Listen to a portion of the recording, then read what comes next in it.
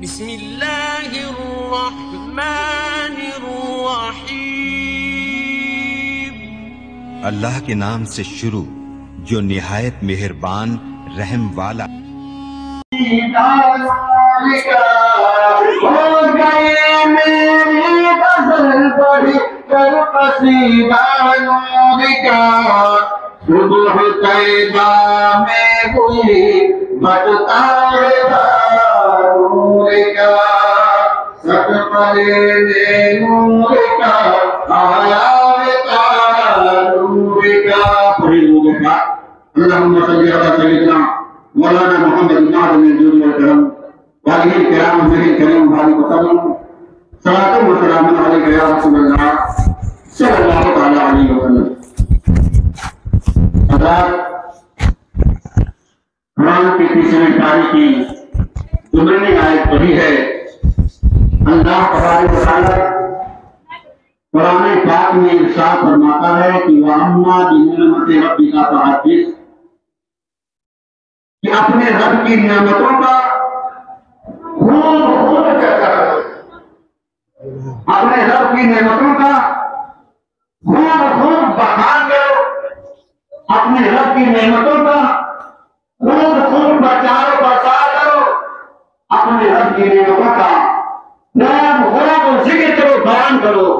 عزیزان ملت اسلامیہ، علماء فرماتے ہیں کہ اللہ کی ساری نعمتوں میں جو سب سے عظیم نعمت ہے وہ ہے سرکار کائنات صلی اللہ علیہ وسلم کی ذات، کہ اللہ نے جہاں اپنے بندوں کو اپنی بے شمار نعمتوں سے مالا مال فرمایا، اللہ تبارک و تعالیٰ نے اپنی بے شمار نعمتوں سے اپنے بندوں کو بہرہ مند فرمایا، وہیں اللہ تبارک و تعالیٰ نے اپنے بندوں پر احسان فرمایا کہ اللہ نے انہیں اپنا پیارا حبیب بنا، اللہ تبارک و تعالیٰ نے انہیں اپنا پیارا حبیب عطا فرمایا اور ان کے درمیان اپنے پیارے محبوب صلی اللہ تعالیٰ علیہ وسلم کو مبعوث فرمایا۔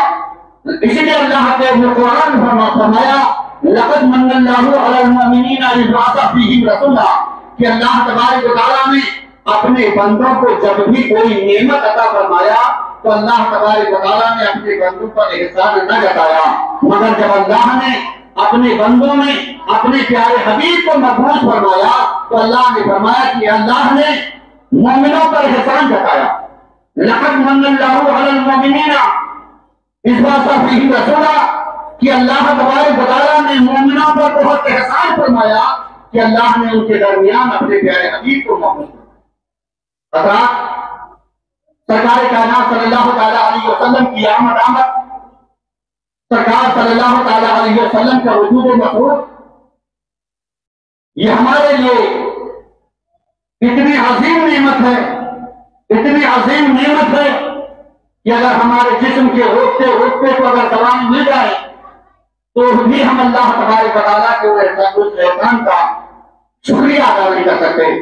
اور روایتوں میں آیا ہے اللہ تبارک و تعالیٰ نے جب اپنے پیارے حبیب کو اس کائنات میں مبعوث فرمایا تو اتنی عظمت و رفعت، اتنی کمال و خوبی، اتنی بلندی اور اتنی بزرگی عطا فرما کر کے اس کائنات میں مبعوث فرمایا کہ اگر سرکار صلی اللہ تعالیٰ علیہ وسلم کی عظمت کو بیان کیا جائے اور ساری دنیا کے برتن کو اگر قلم بنا دیا جائے، ساتوں زمین اور ساتوں آسمان کو اگر کاغذ بنا دیا جائے، سارے سمندر کو روشنائی بنا دیا جائے، لکھتے لکھتے کاغذ قلم اور روشنائی سب ختم ہو جائے گا۔ 365 دنوں میں دیوانے گانے مصطفیٰ سرکار کائنات صلی اللہ علیہ وسلم کے دیوانے جگہ جگہ دنیا کے انیک حصوں میں مختلف جگہوں پر نبی کے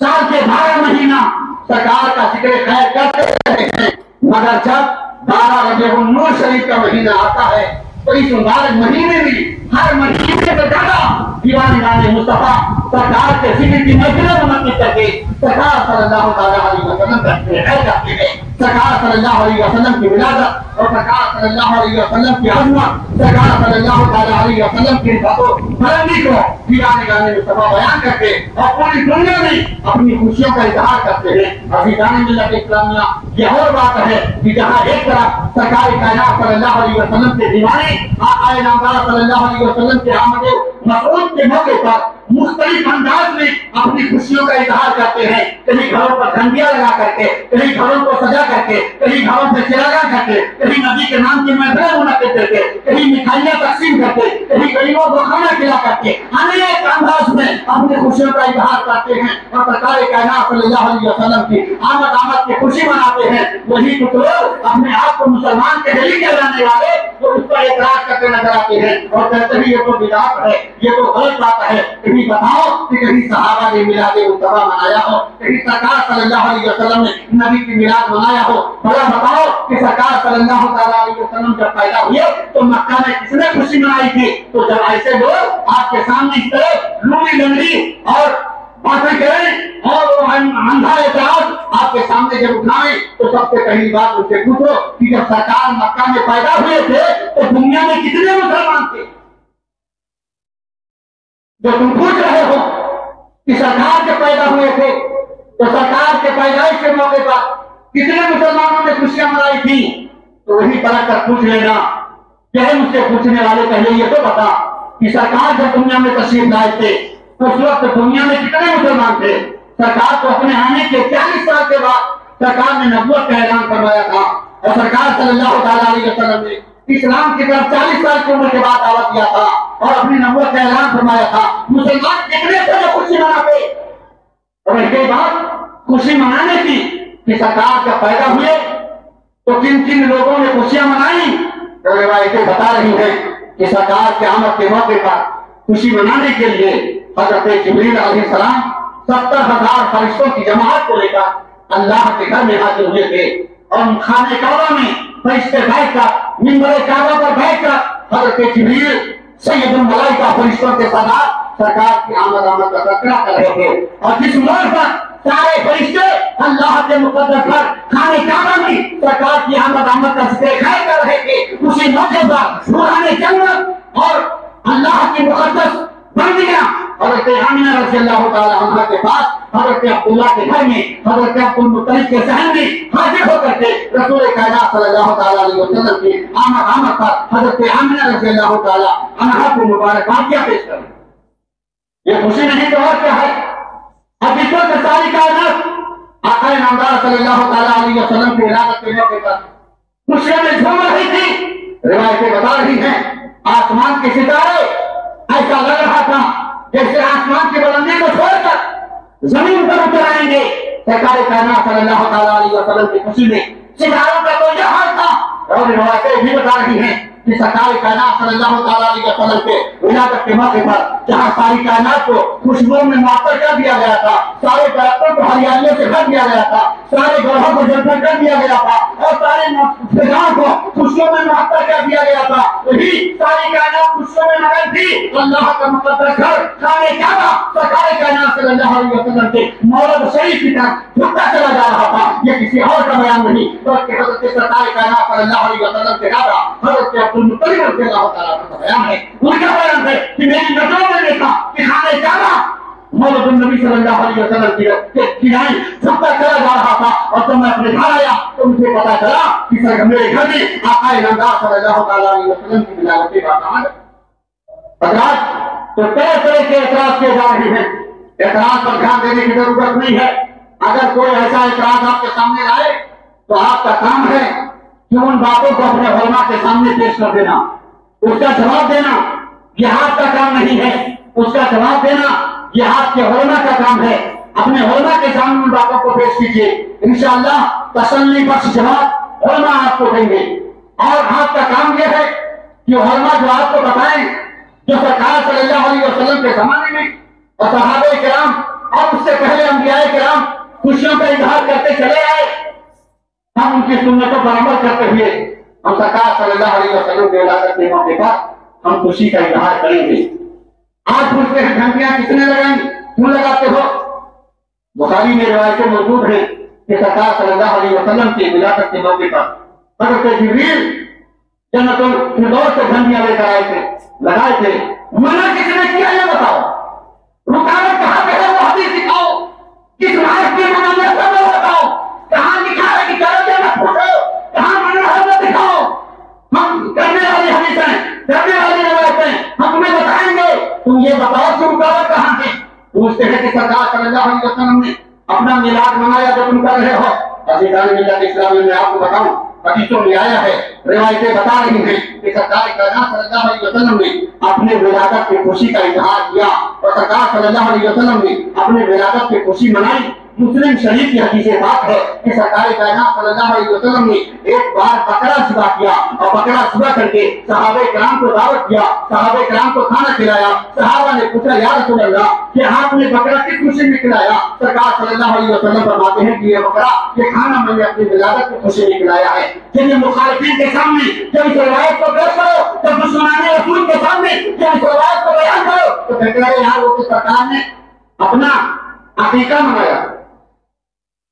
سرکار نے عقیقہ کتنے دن پر منایا جاتا ہے؟ 50 سال کے بعد.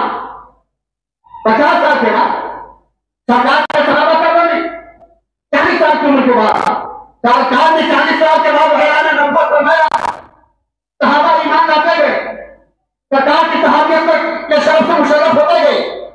سرکار نے 40 سال کے بعد روایتیں بتا رہی تھی جب سرکار صلی اللہ علیہ وسلم کی ولادت ہوئی تو آپ کے دادا حضرت عبد المطلب رضی اللہ تعالیٰ عنہ نے 7ویں دن آپ کا عقیقہ کر دیا تھا. اور اگر تمہاری ہی بات کو مان لیا جائے کہ سرکار نے جو کیا تھا وہ اپنا عقیقہ ہی کیا تھا تو عقیقہ کہتے کسے؟ عقیقہ اسے کہتے ہیں جو پیدائش کو خوشی میں کیا جائے، جو پیدائش کی خوشی میں شکرانے کے طور پر کیا جائے، وہی عقیقہ ہے. یہی وجہ ہے کہ زندہ انسان کا عقیقہ تو ہو سکتا ہے، مرے ہوئے انسان کے نام عقیقہ نہیں ہے. اس لیے کہ عقیقہ یہ زندگی کی سنت ہے، یہ زندوں کے نام ہوتا ہے، مردوں کے نام نہیں ہوتا. مردوں کے نام قربانی تو ہو سکتی ہے مگر عقیقہ نہیں. عقیقہ ہی اگر مان لیا جائے تو سرکار عقیقہ کسے کہتے ہیں؟ جو زندگی کی خوشی میں کیا جائے، جو پیدائش کی خوشی میں کیا جائے وہی عقیقہ ہے. تو سرکار صلی اللہ علیہ وسلم نے دوسری تو اپنی پیدائش کی خوشی منائی تو ہم کیوں نہ منائیں؟ اور دوسری روایت یہ ہے کہ سرکار کائنات صلی اللہ علیہ وسلم نے صحابہ کرام کے مجمع میں اعلان فرمایا.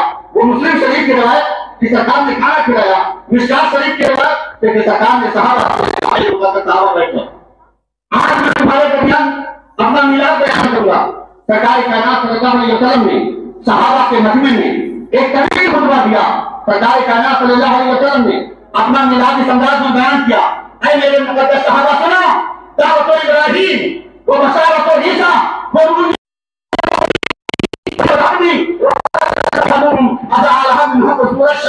سرکار کائنات صلی اللہ علیہ وسلم نے جہاں بہت ساری بیان کیا، بہت ساری بتائیں صحابہ کے درمیان، بہت ساری چیزیں سرکار صلی اللہ علیہ وسلم نے نقل فرمائی. انہیں سرکار نے اپنا میلاد بیان کرتے ہوئے سرکار نے فرمایا میرے مقدس صحابہ سنو، میری ولادت کیا ہے کہ میں حضرت ابراہیم علیہ السلام کی دعا بن سکتے ہیں.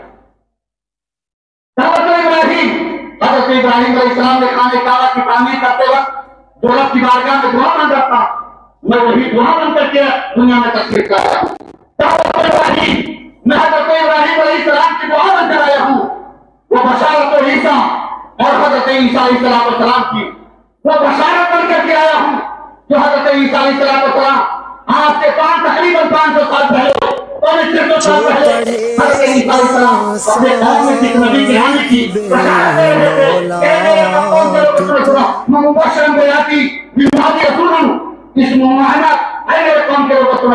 میں اپنے بات تمہیں ایک ایسے رسول کے آنے کی بشارت دے رہا ہوں جو میرے بات دنیا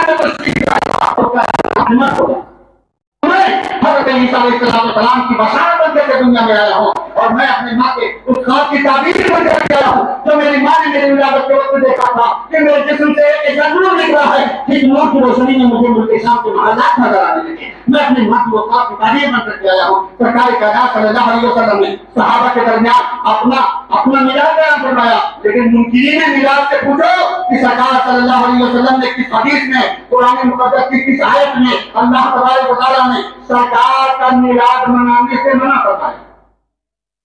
اللہ نے مختلف آیتوں میں قرآن کی متعدد آیتوں میں اللہ نے اپنے حبیب کا میلاد بیان فرمایا، اپنے حبیب کی پیدائش بیان فرمائی، اپنے حبیب کی حضرت بیان فرمائی، سرکار کے کمالات کو بیان فرمایا، سرکار کی صفات و بلندی کو بیان فرمایا۔ اے منکرین میلاد مصطفیٰ، تم کوئی آیت دکھاؤ جس میں اللہ تعالیٰ نے میلاد النبی منانے سے منع کر دیا۔ اے دشمنان مصطفیٰ، تم کوئی حدیث دکھاؤ جس میں یہ لکھا ہو کہ میلاد مصطفیٰ نہیں منانا چاہیے۔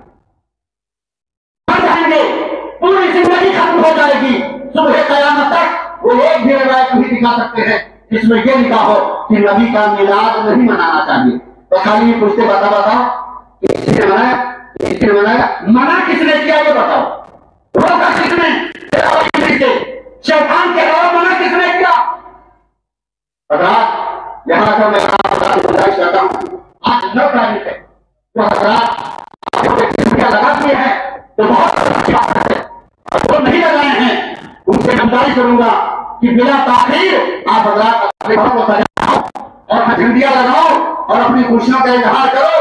اور آج 9 ربیع الاول شریف ہے، سرکار صلی اللہ علیہ وسلم کی آمد پر جتنا زیادہ سے زیادہ ہو سکے خوشیوں کا اظہار کرو۔ سرکار کی ولادت اور خوشی کے اظہار کرنے سے کتنا فائدہ ہوگا، کتنا فائدہ ہوگا، دنیا کا کوئی انسان نہیں بیان کر سکتا ہے کہ سرکار صلی اللہ علیہ وسلم کی میلاد النبی پر، سرکار کی ولادت پر خوشی منانے سے اللہ تعالیٰ خوشی منانے والے کو کتنا فائدہ ہوگا۔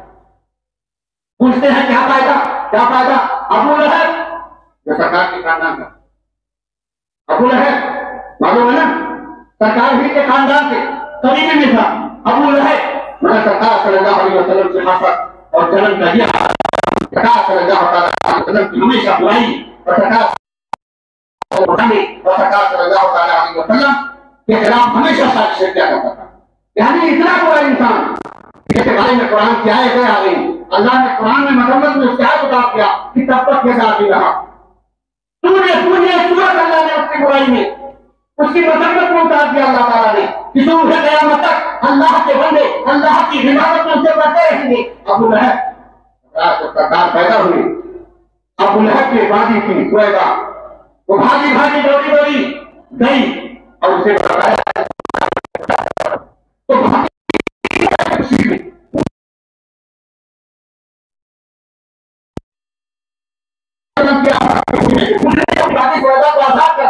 تو نبی کے خوشی پر اللہ تعالیٰ کو اس کی زیادہ پسند آئی کہ روایتیں بتا رہی ہیں کہ جس عمر کے دن جس انگلی کے اشارے سے ابو لہب نے سویبہ کو آزاد کیا تھا، سرکار کی نسبت کی بنیاد پر اللہ تعالیٰ اس کے عذاب میں تبدیل کر دیتا ہے، عذاب میں تبدیل کر دیتا ہے۔ جب ایک کافر اللہ کے محبوب کی ولادت کی خوشی کا اظہار کرے اور وہ بھی بھتیجا مان کر نبی رکھی تو سرکار کے جو دیوانے نبی کی ولادت کی خوشی منائیں گے، اللہ تعالیٰ ان دیوانوں کو کتنا فائدہ پہنچائے گا، اللہ تعالیٰ انہیں کتنی عطا فرمائے گا۔ لہٰذا میرے دیوانوں تو اللہ کے رسول میرے دینی اور ایمانی بھائیوں، سرکار کے دیوانوں سرکار کے پیدائش کی خوشی مناؤ اور انشاءاللہ العزیز اتوار کے دن آپ کے گھروں پر جلوس محمدی جائے گا، آپ کے مدرسے سے جلوس جائے گا۔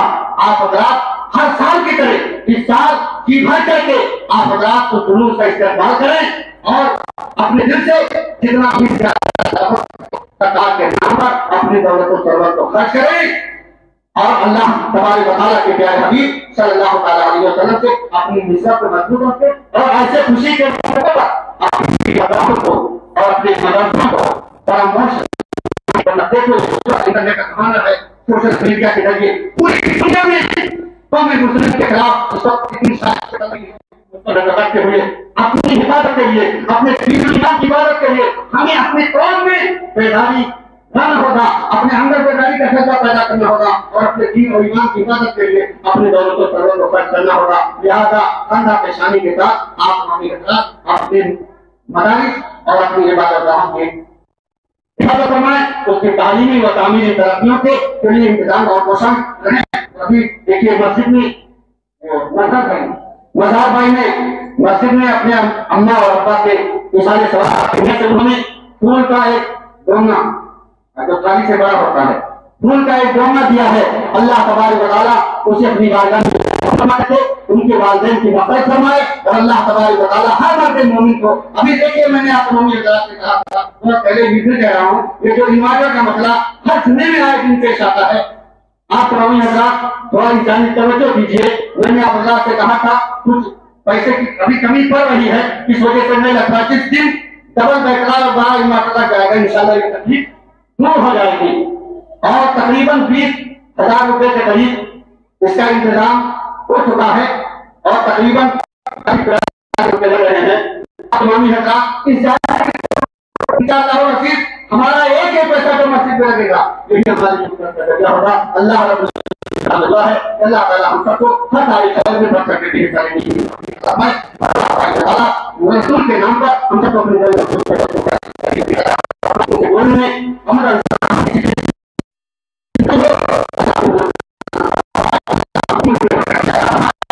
آپس میں اتحاد اتفاق اور محبت اور اخوت اور بھائی چارگی کے ساتھ زندگی گزارنے کی توفیق عطا فرمائے. وآخر دعوانا الحمدللہ رب العالمین.